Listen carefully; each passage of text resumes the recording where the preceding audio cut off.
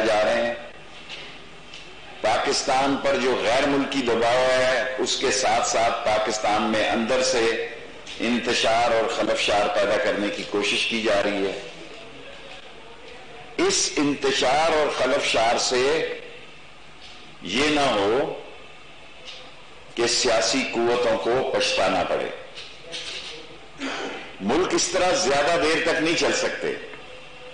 پاکستان کی economy already دباؤ میں ہے. پاکستان کے دشمن بگلیں بجا رہے ہیں, شادیانے بجا رہے ہیں ایاز صادق کے بیان پر. انڈیا میں جس طرح اس کو بطور ملک دشمن اور ہندوستان کے جس میں ہندوستان کو ندامت اٹھانا پڑی, ذلت اور رسوائی سے ہندوستان کو شکست ہوئی, اس میں وہ اپنے داغ دھو رہے ہیں. اصل میں یہ لاہور میں کہہ رہا ہوں, مجھے سمجھ نہیں آئی کہ ایاز صادق کو نواز شریف نے ایک دم لانچ کیوں کیا ہے. اس کی وجہ شاید خاقان عباسی کے وہ بیانات بھی ہو سکتے ہیں جو انہوں نے ڈائیلاگ کے لیے دیے ہیں. الٹیمیٹلی سیاستدان عمران خان نے بھی کہا کہ کرپشن کے علاوہ مشاورت اور بات چیت کے دروازے بند نہیں ہیں. اگر کسی حادثے سے جمہوریت کو دوچار کرنا ہو تو پھر آپ شوق سے مذاکرات اور ڈائیلاگ کے دروازے بند کر دیں. جو بیج نواز شریف صاحب نے اور مریم صاحبہ نے بو دیا ہے وہ پاکستان کی سیاست میں ان کے لیے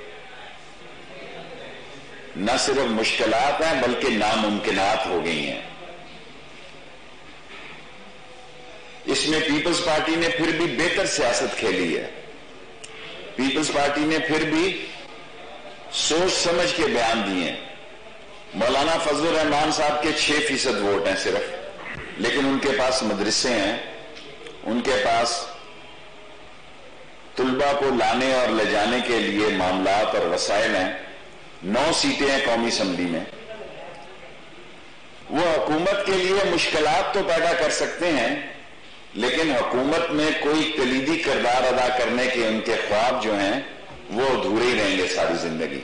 کسی صوبے میں یا سینٹ میں کوئی رول ادا کر سکتے ہو تو میں کہہ نہیں سکتا, وہاں اپنے ممبر لا سکتے ہو سینٹ میں یا صوبے میں لا سکتے ہو, لیکن ملکی سطح پر ان کی سیاست بڑی پارٹیوں کی مرہون منت ہے.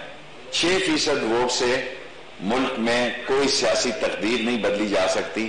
ہنگامہ, انتشار اور خلفشار پیدا کیا جا سکتا ہے. لاسٹلی میں آج لاہور میں یہ کہنا چاہتا ہوں, بعض عقل کے اندھوں کو اندازہ نہیں ہے کہ سیاست کس خطرناک مراحل میں داخل ہو رہی ہے. ان سے میں گزارش کروں گا کہ عقل کے ناخن لیں. سیاست جس دوراہے میں داخل ہو رہی ہے اس کے نتیجے کچھ بھی نکل سکتے ہیں. اور جو یہ کہتے تھے کہ دسمبر میں جا رہا ہے عمران خان, کہیں نہیں جا رہا ہے عمران خان. اور میں اپنی تاریخ پہ قائم ہوں کہ 31 دسمبر سے 20 فروری کے درمیان بہتری ہو جائے گی اور معاملات اپنا فیصلہ کن شکل اختیار کر لیں گے. اور لوگوں کو جو پریشانی ہے, لوگوں کی گلی محلے میں جو لوگ اس وقت ملک کی صورت حال سے پریشان ہیں, میں ان کو کہنا چاہتا ہوں اللہ بہتر کرے گا. عمران خان کہیں نہیں جا رہا. کوسچن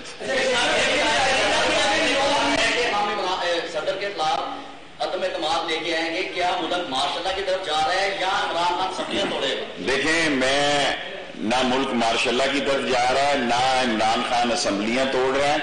عمران خان اس سارے کرائسس سے سرخرو ہو کے نکلے گا انشاءاللہ. یہ بتائیے گا کہ نون لیگ جو ہے ڈائیلاگ کی بات کر رہی ہے, کیا ڈائیلاگ ہو سکتی ہے, اور اگر نہیں ڈائیلاگ ہوں گے تو یہ بیان بازی کا جو سلسلہ ہے یہ کہاں جا کے رکے گا؟ دیکھیں, یہ صرف شاید خاقان صاحب نے یہ بات کہی ہے اور اس میں کوئی برائی نہیں ہے کہ ڈائیلاگ اور مشاورت اور بات چیت سیاستدانوں کے درمیان ہوتی ہے.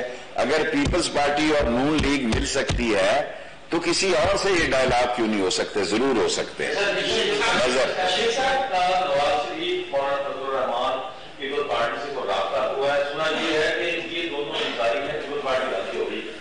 مجھے نہیں معلوم، میں نے آپ سے سیاسی جملہ استعمال کیا ہے کہ پیپلز پارٹی اس سارے ٹینیور میں بہتری کی باتیں کر رہی ہے اور وہ ایک صوبے کے الیکشن میں بھرپور طریقے سے حصہ لے رہی ہے، جس میں پی ٹی آئی بھی حصہ لے رہی ہے۔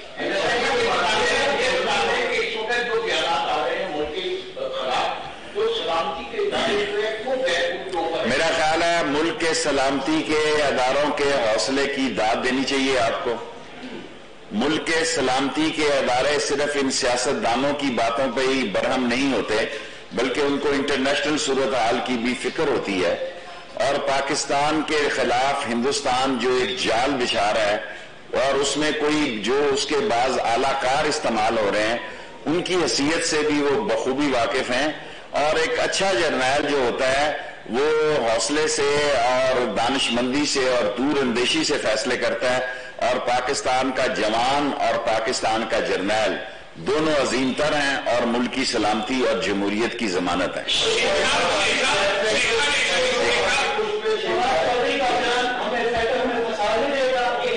نہیں پھنسائے گا انشاءاللہ تعالی۔ جی آپ کہتے ہیں کہ اپوزیشن کو حکومت کے ساتھ مذاکرات کرنی چاہیے، میں نے یہ نہیں کہا، لیکن نہیں امین حفیظ، میں ڈائیلاگ کو کبھی بھی سیاست میں ڈائیلاگ کے دروازے نہیں بند کر سکتا۔ میں نے یہ نہیں کہا کرنے چاہیے، میں نے اپنی سیاسی سوچ بتائی ہے کہ الٹیمیٹلی سیاست کا انجام ڈائیلاگ اور مشاورت ہے، اور عمران خان نے کہا کہ کرپشن کے کیسز سے پاک مشاورت کے لیے وہ تیار ہے۔ عمران خان یہ کہتے ہیں کہ وہ اپوزیشن سے بات نہیں کریں گے، تو ڈیڈ لاک تو پھر پرائم منسٹر کی طرف سے ہوا نا؟ پرائم منسٹر کی طرف سے ڈیڈ لاک نہیں ہے، کوئی بھی سنجیدہ بات ہوئی کرپشن اور نیب کے کیسز سے ہٹ کے، کیونکہ ان کا مسئلہ جتنے لوگ متحرک ہیں وہ سب نیب زدہ ہیں، کوئی ایک ممبر بھی میں نے نہیں دیکھا جو کیسز سے ہٹ کر بات کرتا ہے۔ آپ نے فرمایا کہ ماشاءاللہ نہیں رکھنا، عمران خان کہیں نہیں جانے، تو کیا اور کٹی کٹا نکل کے رہے گا، تو کیا اور کسی اور انداز میں کوئی نئے سیٹ اپ کے ساتھ؟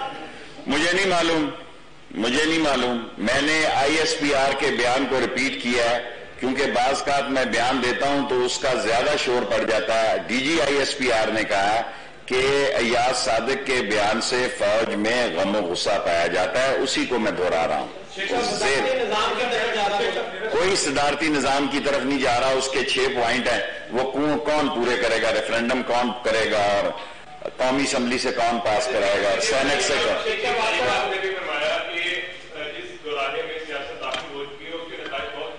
ہو سکتے ہیں۔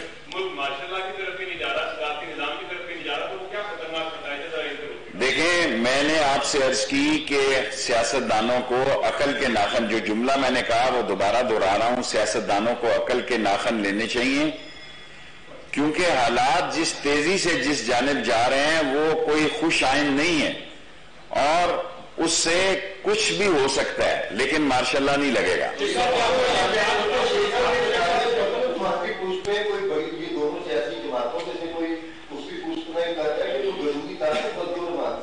دیکھیں، یہ ساری قوم کو پتہ ہے، کوئی ذمہ دار شخص اپنی عظیم افواج کے ساتھ کے بارے میں اتنی گھٹیا زبان استعمال نہیں کر سکتا، اور اس کی فتح کو دشمن کے اشارے پہ اور نواز شریف کے اشارے میں شکست میں تبدیل کرنے کی بات نہیں کر سکتا جو ایاز صادق نے کی ہے۔ آپ کا بار بار کہنا کہ عمران خان کہیں نہیں جا رہے، آپ کی حکومت اور دیکھیں، میں آپ کے ساتھ ہوں، کل کا اللہ کو پتہ ہے، میں اس بات پہ قائم ہوں۔ یہ دسمبر کی ڈیٹ دے رہے ہیں، جنوری کی دے رہے ہیں، میں نے 6 مہینے پہلے آپ کو 31 دسمبر سے 20 فروری کا، کل سے میری سیاست میں جو انتشار اور خلفشار کے حالات ہیں، میں نے 1 نومبر سے آپ کو کہا، میرے سیاسی تجزیے ہوتے ہیں، کوئی یہ کہنا کہ مجھے اللہ کی طرف سے جو میں کنٹرول نہیں کر سکتا، اور بعض کا میں وقت سے پہلے بات کر دیتا ہوں جس کی سزا مجھے ملتی ہے۔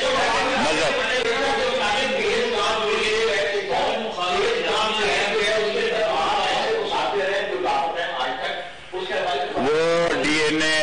ڈی این اے کے معاملات ہیں، اس کو ہم دیکھ رہے ہیں۔